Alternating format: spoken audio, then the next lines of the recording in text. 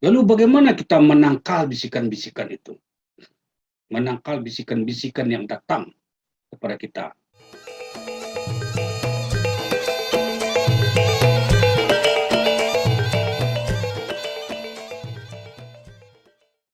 Assalamualaikum warahmatullahi wabarakatuh. Ikhwanul Muslim yang dirahmati Allah Subhanahu wa Ta'ala. Bertemu kita kembali dengan channel Ade Irizal Spiritual. Di dalam perjalanan menuju kedekatan kepada Allah Subhanahu wa Ta'ala melalui zikrullah di dalam sebuah tarikah apa saja yang mutawarah, tarikah Nasabandikah, tarikah Satariyahkah, tarikah Qadiriyahkah, tarikah Samaniyahkah, tarikah Rifaikah, dan lain-lain tarikah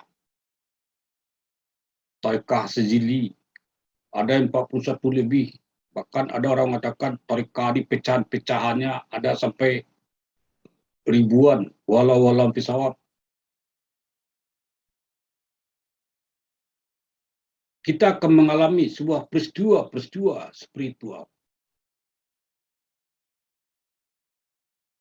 Pengalaman-pengalaman spiritual dalam pengamalan zikrullah dalam sebuah tarikah. Itu beragam-ragam coraknya. Dan seyogianya si murid menginformasikan, mengklarifikasi pengalaman-pengalaman spiritual tersebut kepada mursyidnya agar dia tidak tersesat, agar dia tidak terkontaminasi dengan pengaruh-pengaruh gaib di dalam menempuh perjalanan menuju kedekatan kepada Allah Subhanahu wa Ta'ala. Salah satu pengalaman spiritual di dalam mengamalkan zikrullah dalam sebuah tarikah adalah mendengarkan bisikan-bisikan gaib. Ada dua macam bentuk bisikan. Pertama, bisikan itu datang melalui telinga. Biasanya dari telinga sebelah kiri, terdengar berupa suara.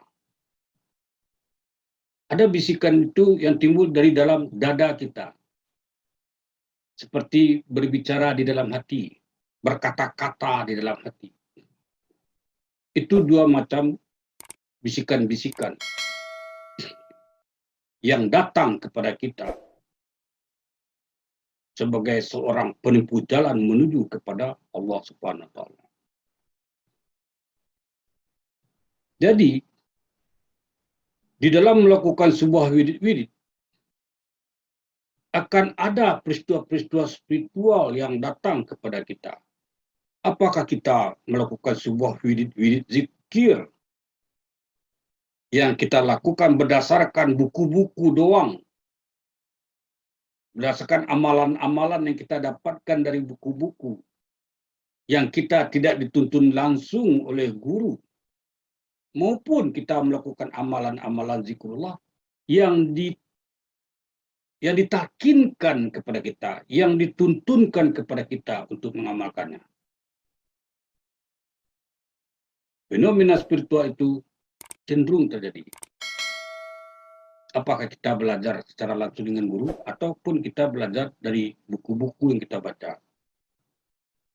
Fenomena spiritual berupa bisikan-bisikan itu cenderung datang. Lalu bagaimana kita menangkal bisikan-bisikan itu? Menangkal bisikan-bisikan yang datang kepada kita. Kita belum menentukan lagi jenis bisikan itu sumber dari mana. Apakah sumbernya datang dari setan laknatullah kah? Atau datang dari rohani guru-guru kah? Atau datang dari malaikat Allah kah? Atau datang dari Allah Subhanahu wa Ta'ala? Membedakan antara satu dengan yang lain itu bagaimana? Ini persoalan. Bagaimana kita tahu bisikan itu datang dari setan laknatullah? Bagaimana kita tahu bisikan itu datang dari rohani guru-guru? Bagaimana kita tahu bisikan itu datang dari malaikat Allah? Bagaimana kita tahu bisikan itu datang dari Allah Subhanahu wa taala? Ada 4. 4 ini mempunyai indikator-indikator tersendiri untuk bisa kita mengetahui bisikan itu sumbernya dari mana. Ikhwanul Muslim yang dirahmati Allah Subhanahu wa taala. Berdasarkan pengalaman yang saya tempuh, saya ulangi kembali, berdasarkan pengalaman yang saya tempuh selama 20 tahun. 20 tahun. Di dalam menempuh perjalanan menuju kepada kedekatan kepada Allah Subhanahu wa taala. Setelah saya mendapat ijazah thariqah dari guru saya. Bukan saya dalam kondisi sebagai seorang murid. Bukan. Tapi setelah saya mendapat ijazah khatam dalam thariqah Naqsabandi oleh guru saya, baru saya mempunyai pengalaman spiritual yang begitu banyak. Selama 20 tahun. Jadi indikator-indikator untuk menentukan bisikan-bisikan itu datang dari setan laknatullah kah, dari Allah Subhanahu wa taala kah, dari malaikat kah, dari rohani guru-guru kah. Itu saya temukan dari hasil pengalaman perjalanan spiritual selama 20 tahun. Bukan berdasarkan kitab-kitab yang saya baca. Bukan berdasarkan kitab-kitab yang saya baca. Tidak ada kitab-kitab saya baca. Selama menempuh perjalanan spiritual 20 tahun itu. Tidak ada kitab-kitab. Murni pengalaman langsung yang diberikan Allah Subhanahu wa taala kepada saya selama 20 tahun menempuh perjalanan spiritual. Jadi ini pengalaman empiris, bukan pengalaman teoritis akademis. Beda. Kalau pengalaman teoritis akademis itu dari hasil bacaan-bacaan kitab-kitab. Tapi kalau pengalaman empiris adalah pengalaman langsung yang kita alami dalam menempuh perjalanan spiritual. Itu berbeda. Berbeda jauh sekali. Anda tahu berdasarkan kitab-kitab atau Anda tahu berdasarkan pengalaman empiris. Berbeda pengetahuan itu, walaupun tentang hal yang sama. Di dalam pengalaman spiritual selama 20 tahun itu. Apa yang katakan pengalaman spiritual itu? Di dalam perjalanan itu, kita berada pada posisi 2 dimensi alam. Berada pada posisi 2 dimensi alam. Satu di alam zahir, di alam fana, satu di alam rohani.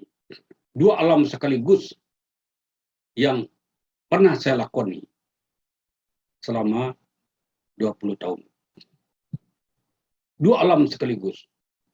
Sehingga pada saat itu kita ragu apakah berada di alam rohanikah atau berada di alam fanakah, ataukah kita berada di alam fanakah atau berada dalam rohanikah. Di mana kita menemui pengalaman itu? Pengalaman itu ditemui di dalam zauq, di dalam rasa. Nah, rasa, perasaan kita itu berada di suatu alam yang lain. Suatu alam yang susah kita singkapkan dengan kata-kata. Tapi pada saat yang sama saya berada di rumah. Pada saat yang sama saya berada di jalan. Pada saat yang sama saya berada di kelas mengajar orang. Tapi di lain hal saya berada di alam rohani. Pada saat berada di alam rohani, saya sedang bercakap-cakap dengan kawan-kawan saya. Bagaimana posisi kondisi psikologis kejiwaan? Normal-normal saja. Normal-normal saja. Dalam kondisi seperti itulah muncul bisikan-bisikan yang sangat banyak sekali dari berbagai sumber. Dari berbagai sumber.